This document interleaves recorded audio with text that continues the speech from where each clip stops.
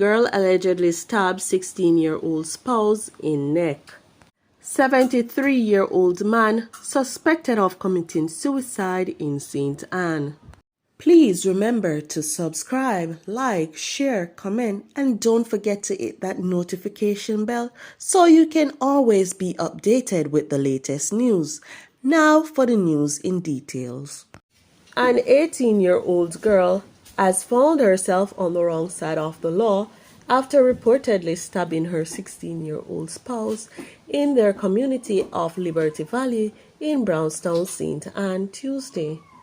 The teenager, Samoy Reed, a cashier, has been charged with wounding with intent.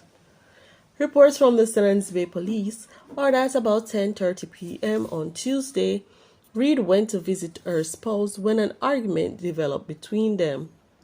It's alleged that she used a ratchet knife to stab the boy in the neck. He was assisted to hospital where he was admitted. Hours later, Reed surrendered to the police and was charged. The police said her court date is being finalized. A 73-year-old man is suspected to have committed suicide in Prairie, St. Anne on Monday.